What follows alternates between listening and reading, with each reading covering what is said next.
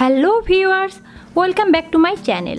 সবাইকে স্বাগত জানিয়ে শুরু করছি আমার চ্যানেলের আরেকটি নতুন এপিসোড। কেমন আছেন সবাই? আশা করি সবাই খুব ভালো আছেন। আজ আমি আপনাদের সাথে শেয়ার করব আমাদের ঘরের ছোট্ট সোনামণিদের জন্য ঝটপট 10 মিনিটে চিকেন এগ স্যুপ রেসিপি। এই রেসিপিটা খুব ঝটপট তৈরি করতে পারবেন এবং যথেষ্ট হেলদি এবং খেতে খুবই মজা। ব্যস্ত মায়েরা ঝটপট বাচ্চাদের বানিয়ে দিতে পারবেন, বাচ্চারাও খাবে আর মায়েদের মনেও শান্তি লাগবে।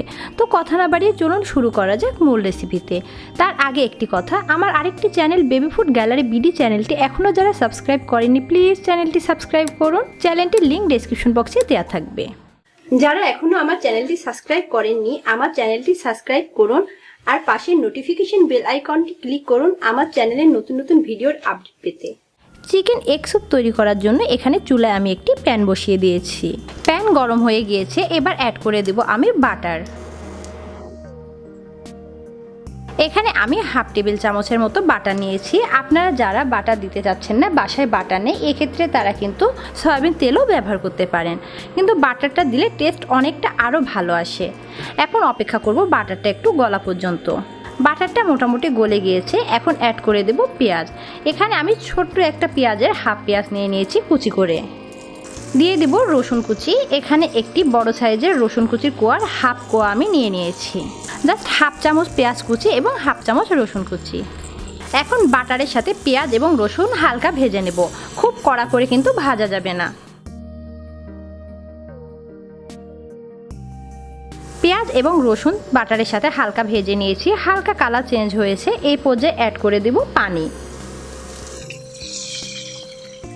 অ্যাড করে দিলাম 2 কাপ পানি। এখন অপেক্ষা করব পানিতে একটি বলক আসা পর্যন্ত। পানিতে বলক চলে এসেছে, এবার অ্যাড করে দেব আমি চিকেন স্টক। চিকেন স্টক এটা বাজারে আপনারা চিকেন কিউব বা চিকেন স্টক বললে আপনারা কিনতে পাওয়া যাবে। একটা স্যাশেতে 2টা করে কিউব থাকে।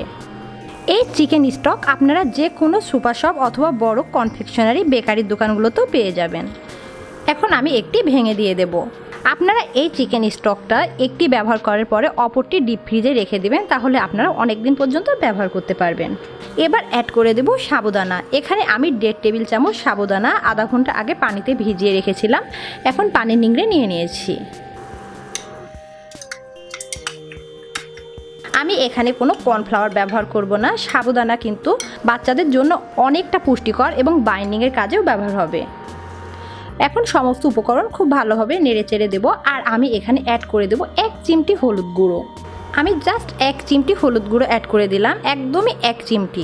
যেহেতু এখানে আমি কোনো সস ব্যবহার করব না, সেহেতু কালারটা কিন্তু একদম ফ্যাকাশে হবে।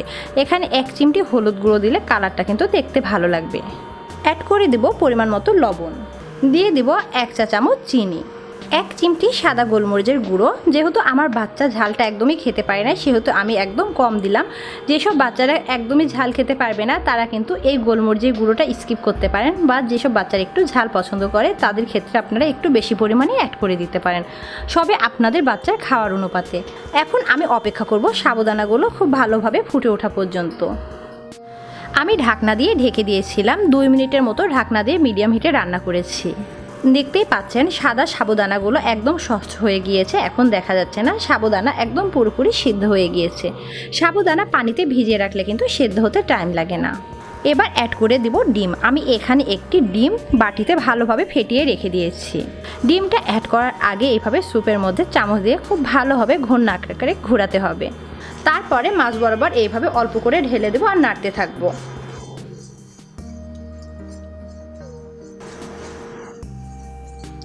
এইভাবে ডিম দেওয়ার ফলে ডিমটা কিন্তু খুব ভালোভাবে স্যুপের সাথে মেশে এবং দেখতেও খুব সুন্দর লাগে। স্যুপের সাথে ডিম খুব ভালোভাবে মিশে গিয়েছে। এবার অ্যাড করে দেব লেবু। অ্যাড করে দিলাম 1 চা চামচ লেবুর রস। এখন খুব ভালোভাবে নেড়ে চেড়ে আমি চুলার হিটটা বন্ধ করে দেব। অবশ্যই এই পর্যায়ে আপনারা লবণ চিনি টেস্ট করে নেবেন। লবণ চিনি এবং লেবুর অনুপাত যদি ঠিক না থাকে আপনারা পরিমাণ মতো দিয়ে নেবেন। আমার সব কিছু উপাদান একদম ঠিক মতো আছে। আমি এখন চুলাটা বন্ধ করে দেব। আমি বাটিতে স্যুপ সার্ভ করে নিয়েছি গরম গরম। দেখতেই পাচ্ছেন স্যুপটা কতটা সুন্দর হয়েছে। এই স্যুপটা বানাতে কিন্তু আমার মাত্র 5 মিনিট সময় লেগেছে এবং বানাতে খুবই কম সময় লাগে, আর খেতে কতটা ইয়ামি তা আপনার বাচ্চাদের তৈরি করে দিলে বাচ্চাদের খাওয়া দেখে বুঝতে পারবেন, এবং যথেষ্ট পুষ্টিগুণেও ভরপুর। এই স্যুপ আপনারা আপনাদের 10 মাস থেকে যে কোনো বয়সের বাচ্চাকে খাওয়াতে পারেন। এমনি কি বড়রাও এই স্যুপে মরিচের পরিমাণটা অ্যাডজাস্ট করে খেতে পারবেন। তো আশা করি আজকের আমার এই ভিডিওটি ভালো লেগেছে। আমার ভিডিওটি যদি আপনাদের ভালো লেগে থাকে প্লিজ আপনাদের ফ্রেন্ডস অ্যান্ড ফ্যামিলির মধ্যে আমার ভিডিওটি শেয়ার করবেন এবং আমার ভিডিওতে লাইক কমেন্ট করে আমার পাশে থাকবেন। ধন্যবাদ।